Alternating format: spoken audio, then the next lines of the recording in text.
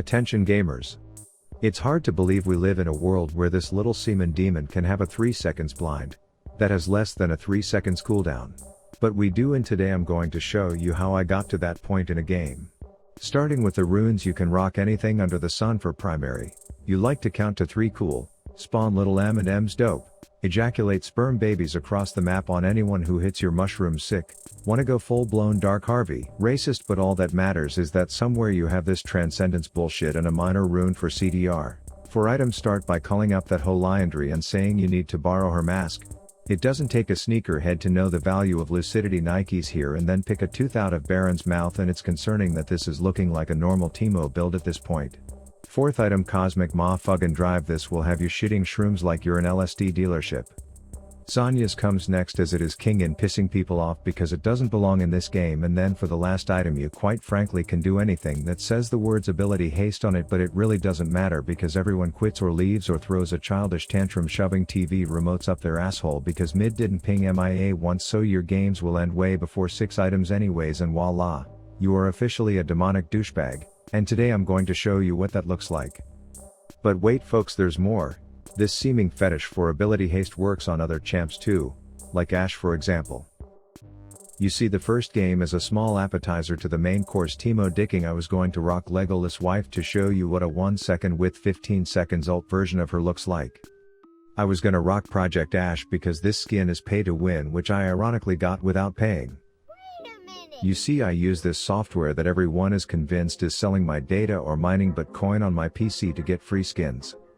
I know it's not true, but to be frank, I could give 2 shits. My games still run smooth as hell, and if someone wants my data as a guy who sits inside, plays video games and looks up titties on Reddit, then go for it. The software is called Buff. It's owned by Overwolf, who owns like every league app in the scene. They are like Rift Amazon at this point. Sorry, I'm having trouble connecting to the internet. Shut the f up, Alexa.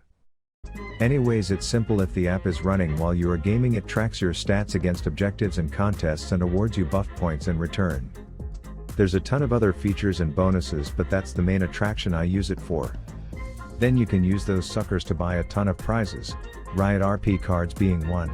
It feels slow if you look every game, but it's free, and as someone who plays 1 to 2 games a day, I've gotten dozens of free skins without paying over the month, so check out my link in the description to get it today.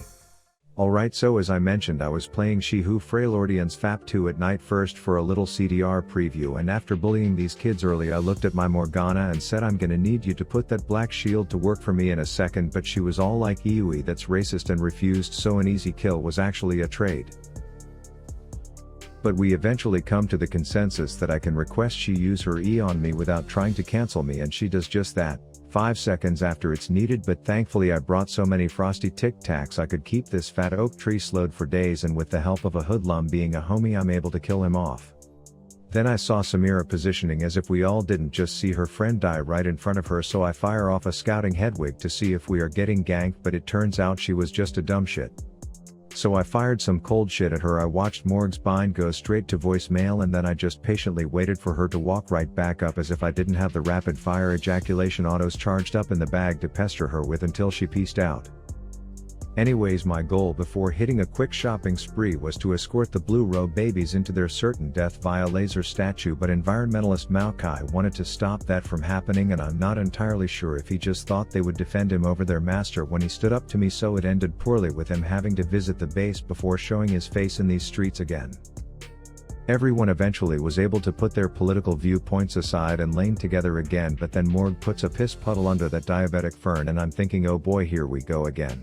This time I'm even more afraid because Sam is a level 6, and if this conversation goes on long enough, she's gonna start vomiting shrapnel in all directions. But I patiently wait until it's my turn to use my cooldowns, and then she is lucky enough to not have to witness her moron support running away from my Tic Tacs again. Then instead of listening to one of the 9,000 wave management guides on the internet and actually learning macro gameplay, I just stay in lane sitting on more gold. Then Harry and Meghan are gonna get cut out of the royal will when King Charles sees her sex scene in Suits with Mike Ross. But speaking of sex, Morg brought the bondage to this orgy, and I'm all for a good time, so I'm all like, hey, do you guys like my bush? And the tree is like, let me check, and I'm like, not that bush, you idiot, and what are you trying to dodge here? So he dies, and then once again Samira is like, you see, my support is useless, I can just position the same way I would've if he was around because he doesn't do anything, which may be true, but in this case it also means she's a dead bitch now. I'm now well on my way to ability haste heaven when we have a run-in with Samira, who is definitely flaming her support in chat, and I'm thinking easy win until Maokai gets timid with my ult, and then I get hit with an RSVP yes to the party from possessed bitch, so I make a beeline to my tower knowing I can outplay Riot's shitty game design and she will just zombie walk into the dumbest dive of her life. And then, even though Morg describes both my support's name and current location, I have weaponless Willy here to clean things up for me. I ended up extending my stay in the get fed as fuck hotel bot so that I could vandalize some property, but this did yield some consequences for me and my lifespan, leaving me in a situation with no other option than to toss a 700-pound arrow at the pirate skank and then continue kiting up while Willy takes care of business. They forfeit, and I don't even get to show you the 1.5 seconds cooldown Ws that I get with this build, but that's why that is just the appetizer. On to the main course that the chef is calling Timo Tartar. This one started with 2 instances of the immortal Moaner doing what his kind does and using his kit to blatantly ignore game mechanics while simultaneously making me contemplate making videos for a different game instead. But when you find yourself in this situation, you can either keep dying to dives up top and accept that this is now your life, or you can literally never go back there and make it someone else's problem. I chose the latter, which is why you see me introducing myself to Man Bear Pig and then seeing if I could sell him on a fatal anus inspection by my own team's Master Yi, to which he obliges. Nintendo 64 boss Viger then looks at him and says, at least our team's top can ignore towers, so my 8-eyed sensei says hold my fucking beer and kills him off. Then I head bot primarily because it's far away from Trindy, who is already knocking at our tier 2 tower's door, but also because my team tamed a Godzilla cockroach, trained it to tackle towers, and I wanted to see it for myself. It was hilarious, but then our Swain had a case of the Mondays and was in one of those moods where whoever made eye contact with him was going to feel the wrath of the floaty fuckboy Soul Suck Festival, as he kept everyone occupied while the rest of us worked on the travel arrangements to get them safely back to base. This casually turns into one of those full-blown base races 10 minutes in that you see every day, you know, a spinning undying orgasm machine on one end and then a literal Greek wedding party on the other hand, with daredevil gerbils thinking they are gonna change the world and shit. Naturally, the Trindamir out-pushes the entire population of Kazakhstan, but we send a few back and he pisses off. I'm still all about having my foot stapled to the gas pedal, and Man Bear Pig was incentivizing my stay with tons of bonus gold like he wanted me to stick around, while I ironically kept sending him off. Then my team is taming a dragon, but I see that dingo bone feeding gerbil en route, so I ask the grumpy grandpa to grab his ass so I can spit in his face, leaving some spiciness burning till he regrets ever coming. At this point there's nothing super notable about this game. My KDA is average, my farm is deplorable, my dick is a decent size, but you'd never know because women say I don't know how to use it, but you can spin anything to be positive. You see, everyone sees a hamster in a Lucifer costume who doesn't know how to use his dick and says he's just crying for attention and then ignores him. But in this case, ignoring me has half their team ticking like time bombs, as I get a double before flexing on Vagar while really just waiting for the puberty rat to come stomping back in to give me a third. Then absolutely no one in my elo is gonna get a triple and then not ride that momentum into inevitably doing something dumb as shit, but I'm aware of what I'm dealing with and I'm not going to fall for any tricks. I chase this Hogwarts turd down knowing that every time he goes out of vision he's gonna try to do something dickish, but I evade his attempts to be a teeny weeny asshole to hopefully pull off the quadra kill myself. Side note, if you rewind this last play, my fucking Master Yi flat out AFK'd top lane after he took tower doing absolutely nothing for like 40 seconds, and I just noticed this now while editing.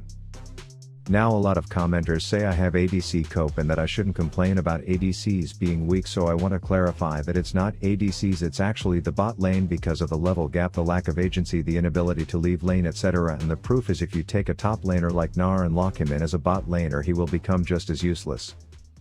Anyways, I have 2 items, which means my 3 seconds blind is on a 5 seconds cooldown, but also I can drop these freckled fungi all over the bad guy's backyard, which is going superb even after Man Bear Pig and the feeding fur ball come in thinking they will put a stop to it, so we disinvite both of them from our presence before also performing a vasectomy on Dumbledore's left nut. I may or may not have gotten a little bit overconfident, but I wanted to double down on my ADC point earlier by showing that I just have it out for any moron who locks in bot lane by killing the unfed gremlin again, and unfortunately my footage cut out right before I pulled off a nasty 1v4, but you can take my word it was dope. At this point I don't even remember the last time I was in a lane, and my despicable farm can confirm that statement, as there's something about this champ where I just wanted to stir up drama in the forest instead, as I'm popping freckled fuckboys down and just begging for someone to talk to, and while deer may be able to turn into many things, a smart person capable of making good decisions is not one of them, so he goes down again. Then I see that their blue buff is up right next to a clearly warded bush, so I think this is the perfect opportunity to lure some shitheads out of their little gamer recluse turtle shells, so I use it to attract the attention of Nar. This is where I whip out my middle school riz on the rodent. You see, I really want to dance with him, but I can't let him know that, so I have to keep acting like I want the blue buff instead. He will eventually try to take me to prom, but I don't put out that easy, so I get a little golden before acting like blue is more interesting, and then when he least expects it I make my move, and that, my friends, is how you get girls. And in this case the blue buff too. Other guys will be interested in said blue buff too, but that's where the poisonous mushrooms you apparently carry around come in handy, as you eliminate the competition and then peace out before the authorities arrive. Oh hey, you probably forgot that Trendy existed, so I just wanted to inform you that he's back, but I can keep him blinded 90% of the time now, so he just runs when he sees me. Oh how the Teemo tables have turned. Side note, he may only be able to attack for 1 to 2 seconds at a time without trying to put drops in his eyes the other 3 seconds, but that is still a big enough window to erase an ADC, someone playing in the ADC role. Another ARAM style team fight breaks out, and despite being fed and a public figure that many people in hell look up to, I'm still timid due to my small size, specifically around others who are equally as short, because they might just turn around and find themselves getting outplayed as fuck. See you in hell, kiddo, and I'm already dressed for the place as I then spit in the submarine's face a bit for another double. Their poor Nar is now 4 to 5 levels younger than pretty much everyone he meets, because in a game that revolves around snowballs and leads getting more extreme, it's a bit hard to make up for an early game XP disadvantage if you get behind when you are now a free walking sack of cash anywhere you show on the map. But yeah, I'm now close enough to full build to have a 3 seconds blind on just over a 3 seconds cooldown, so I stay in the back and wait for all the magic mics to show their cards, but then when the auto-attacking Andy comes spinning in, he finds himself in an eternal state of missing everything, which is just cruel and sad. I do want to note that I wanted to extend the game so I could buy a few last things and really clickbait the fuck out of this with like a 2-minute Q cooldown, but it is what it was. We won the game, and I think I need to sell my soul and start playing more Teemo. Daily uploads on my second channel boosted Betty. Rav out.